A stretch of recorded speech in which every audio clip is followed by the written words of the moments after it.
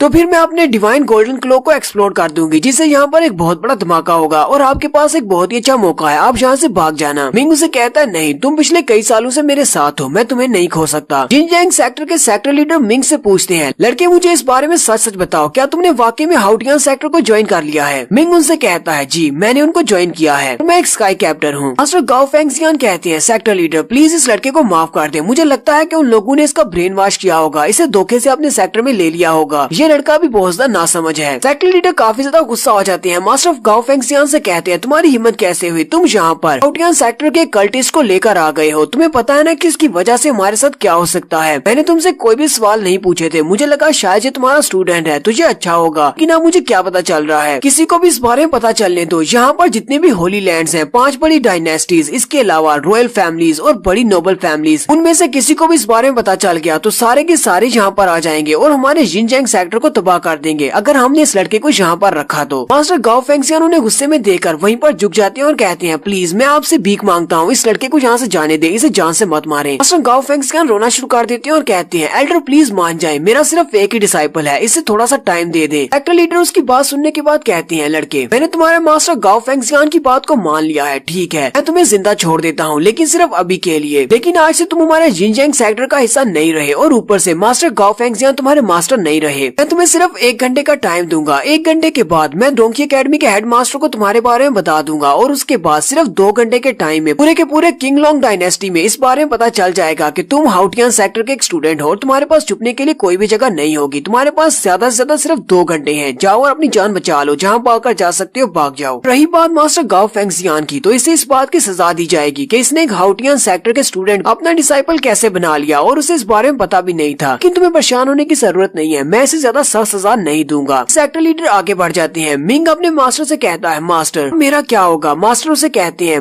Master ने तुम्हें कह दिया ना कि आज के बाद मैं तुम्हारा मास्टर नहीं हूँ, आज के बाद हमारा रिश्ता यहीं पर खत्म होता है, तुम्हें मेरे बारे में परेशान होने की जरूरत नहीं है, मेरी पनिशमेंट तुम्हारी वजह से नहीं है। तो मुझे पहले से इस बारे में पता होता कि तुम हाउटियन सेक्टर के मेंबर हो तो मैं तुम्हें कभी भी अपना स्टूडेंट नहीं बनाता, अब जल्दी से यहाँ से भाग जाओ। मास्टर चिल्लाकर उसे कहते हैं, अब जल्दी भी करो, दफा हो जाओ यहाँ से। मिंग उन दोनों के सामने झुकते हुए कहता है, सेक्टर लीडर आपका बहुत बहुत शुक्रिया, मास्टर गाओ फेंगजियान आपका बहुत बहुत शुक्रिया। मास्टर गाओ फेंगजियान फिर से चिल्लाकर उसे कहते हैं, हम दोनों का शुक्रिया अदा करने से तुम्हें क्या मिलने वाला है, तुम्हारे पास टाइम बहुत ज्यादा कम है, जल्दी करो और यहाँ से भाग जाओ। मिंग बहुत ज्यादा उदास होता है और अपने उदास लटके हुए चेहरे के साथ उन दोनों की तरफ देखता है, लेकिन वो दोनों ही दूसरी तरफ अपना चेहरा घुमा लेते हैं। बाद से मिंग बहुत ज्यादा मायूस हो जाता है और फिर वहीं से उड़ जाता है। मिंग के वहाँ से जाने के बाद मास्टर गाओ फेंगजियान कहते हैं ये लड़का वाकई में बहुत ज्यादा टैलेंटेड है और इसकी पोटेंशियल बहुत ज्यादा है। फ्यूचर में ये बहुत सारी अचीवमेंट्स को हासिल करता, लेकिन अफसोस की बात तो ये है कि इसने हाउटियन सेक्टर को ज्वाइन कर लिया। ऊपर से मैं इतना ज्यादा वीक हूँ कि मैं अपने स्टूडेंट को प्रोटेक्ट भी नहीं कर सकता। सेक्टर लीडर उसे कहते हैं तुम्हें इस बारे में परेशान होने की जरूरत नहीं है। इस लड़के को देखकर तो नहीं लगता कि ये बहुत जल्दी मरने वाला है। इस लड़के का फ्यूचर बहुत ज्यादा ब्राइट भी हो सकता है या फिर ये एम्परर के हाथों मारा जा सकता है। रही बात तुम्हारी इस लड़के के स्टूडेंट होने की, आज के बाद तुम दोनों का रिश्ता खत्म हो चुका है। मैं इस लड़के को प्रोटेक्ट करने की जरूरत नहीं है। नेक्स्ट सीन मिंग का दिखाया जाता है। मिंग रेगिस्तान के अंदर भागता हुआ जा रहा होता है। मिंग उसे कहती है मास्टर प्लीज मुझे माफ कर दे, मैं उसको सेंस नहीं कर पाई। मुझे नहीं पता चला कि वहाँ पर एक 9th लेवल का स्पिरिचुअल बीस्ट है, तो क्या आपकी बॉडी के अंदर से मैरिज स्टाइल को सेंस कर सकता है। उसे पता चल गया अब हाउटियन सेक्टर के एक मेंबर हैं। आपके पास जितने भी पहले के कॉन्टेक्ट है, जितने भी लोगों को आप जानते थे, अब वो सारे के सारे आपके दुश्मन बन चुके हैं। अब पूरी की पूरी टियानजान लैंड में कोई भी ऐसी जगह नहीं है जहाँ पर आप जाकर छुप सकते हैं। मिंग उसे कहता है मुझे भी कहाँ पता था कि वहाँ पर जाने के बाद ऐसा होने वाला है। हम लोग तो वहाँ पर अपनी कल्टीवेशन को बढ़ाने के लिए जा रहे थे, लेकिन वहाँ पर जाने से हमें बहुत बड़ा नुकसान हो गया है। मेरे लिए सारे के सारे रास्ते बंद हो चुके हैं। मैं डोंकी एकेडमी में वापस नहीं जा सकता, ना ही मैं किंगलोंग डायनेस्टी में वापस जा सकता हूँ। मिंग जल्दी से अपने पास से एक एस्केप चार्म निकालता और कहता है अभी इस बारे में सोचने का टाइम नहीं है। मुझे जल्दी से जल्दी यहाँ से बहुत ज्यादा दूर भागना होगा, क्योंकि बहुत ही जल्दी जिनजैंग सेक्टर के लोग भी मुझे ढूंढने के लिए यहाँ पर आएंगे। और फिर वो अपने चार्म को एक्टिवेट करता है और वहाँ से गायब हो जाता है। नेक्स्ट सीन की सिटी की सिल्वर फैमिली का दिखाया जाता है, जहाँ पर मिंग का दोस्त उसके डैड बैठे होते हैं और उनके पास एक लेटर आता है, जिस लेटर में मिंग के बारे में बताया गया होता है। हुजिन के डैड उस लेटर को पढ़ने के बाद काफी ज्यादा उदास होते हैं। हुजिन अपने डैड से कहता है डैड आपको क्या हुआ, आप इतने ज्यादा परेशान क्यों लग रहे हैं। उसके डैड उसे कहते हैं मेरे पास अभी अभी एक लेटर आया है और उसमें लिखा हुआ है कि मिंग ने हाउटियन सेक्टर को ज्वाइन कर लिया है और वो हाउटियन सेक्टर का एक मेंबर है। अब तुम्हें पता है कि उसके साथ क्या होने वाला है। अब इस पूरे टियानजान लैंड में उसके लिए छुपने के लिए कोई जगह नहीं बची और उसके लिए एक्सिक्यूशन का ऑर्डर जारी किया गया है। हुजिन भी उनकी बात सुनकर काफी ज्यादा हैरान होता है और कहता है लेकिन ऐसा कैसे हो सकता है, मिंग को तो हम लोग अच्छी तरह से जानते हैं, वो बहुत ज्यादा अच्छा है। हुजिन के डैड उसे कहते हैं अब जो भी हो मुझे सारे मसले के बारे में एम्परर किंगलोंग को तो बताना ही पड़ेगा। बाकी सब उस लड़के के साथ तुम्हारी जो दोस्ती है उसको भी खत्म कर दो। अब इन सारे मसलों को तुम्हें खुद ही हैंडल करना पड़ेगा। हुजिन अपने डैड से कहता है तो फिर ठीक है डैड, मैं अपने कुछ लोगों को तैयार करता हूँ और मिंग को मारने के लिए उनको उसके पीछे भेजता हूँ। नेक्स्ट सीन एम्परर किंगलोंग का दिखाया जाता है। एम्परर किंगलोंग के पास एक बंदा आता है जिसके पास एक लेटर होता है जो कि जिनजैंग सेक्टर और डोंकी एकेडमी से आया होता है। वो बंदा एम्परर से कहता है इसके अंदर लिखा हुआ है कि ये मिंग की आइडेंटिटी के बारे में उन्हें पता चल चुका है कि ये मिंग हाउटियन सेक्टर को ज्वाइन कर चुका है और वो एक स्काई कैप्टर बना हुआ है। जैसे ही उन्हें इस बारे में पता चला उन्होंने अपने बहुत सारे लोगों को उसके पीछे लगा दिया है, क्योंकि मिंग वहाँ से भाग गया था। मिंग जैसे ही उनको मिलेगा वो उसे पकड़कर मार डालेंगे। एम्परर किंगलोंग उस बंदे से कहते हैं मैंने ये नहीं सोचा था कि इतनी जल्दी उस लड़के के बारे में सभी को पता चल जाएगा। बंदा काफी ज्यादा हैरान हो जाता है और एम्परर से कहता है क्या आपको इस बारे में पहले से पता था कि उस लड़के ने हाउटियन सेक्टर को ज्वाइन किया हुआ है। एम्परर उसे कहते हैं हाँ मुझे इस बारे में पता है, ना सिर्फ मुझे इस बारे में पता है कि उसके पास मैरिज स्टाइल है और उसने हाउटियन सेक्टर को ज्वाइन किया है, बल्कि उसके पास गोल्डन डिवाइन क्लोक है और उसके पास एक स्पिरिट मास्टर भी है क्योंकि उसे हर पल गाइड करती रहती है। मैंने उन दोनों को देखा है। मैं लगता है कि मैं ऐसे ही एक एम्परर बन गया हूँ। जैसे मैंने उस लड़के को पहली बार देखा था मैंने उसी वक्त उसकी बॉडी के अंदर सब कुछ सेंस कर लिया था। एम्परर के साथ वाला बंदा कहता है अगर आपको वाकई में इस बारे में पता था तो आपने कुछ किया क्यों नहीं, आप उस लड़के को वहीं पर पकड़ सकते थे। एम्परर उसे कहते हैं मैंने तुम्हें कहा ना कि मैं एम्परर यूं ही नहीं बन गया, मेरे भी बहुत सारे प्लान्स हैं। इस लड़के को मारने का मुझे कोई फायदा नहीं होने वाला। बहुत वक्त पहले हमारी पांचों डायनेस्टी सिर्फ एक डायनेस्टी हुआ करती थी और उस वक्त सिर्फ एक ही एम्परर हुआ करता था। वो वक्त अब गुजर चुका है और कुछ लोग ऐसे हैं जो कि उस वक्त को वापस लाना चाहते हैं, लेकिन बहुत सारे ऐसे लोग हैं जो कि 5 डायनेस्टीज में काफी ज्यादा खुश हैं। वो सारे लोग बहुत ज्यादा बुरे हैं। मुझे लगता है कि हाउटियन सेक्टर वाले इन सारे बुरे लोगों से निमट सकते हैं। क्यों ना हम लोग इन लोगों को, हाउटियन सेक्टर वालों को इस्तेमाल करें इन सारे बुरे लोगों से निमटने के लिए। ये लोग हमारे काम को आसान बना देंगे। इसीलिए मैंने मिंग को छोड़ दिया, क्योंकि मिंग हमारे बहुत ज्यादा काम आ सकता है। तो यहीं पर हम लोग अपनी एपिसोड 150 का एंड करते हैं। एपिसोड की एक्सप्लेनेशन अच्छी लगी हो तो कमेंट करके जरूर बताइएगा। चैनल को सब्सक्राइब कर दें, वीडियो को लाइक और शेयर कर दें। शुक्रिया।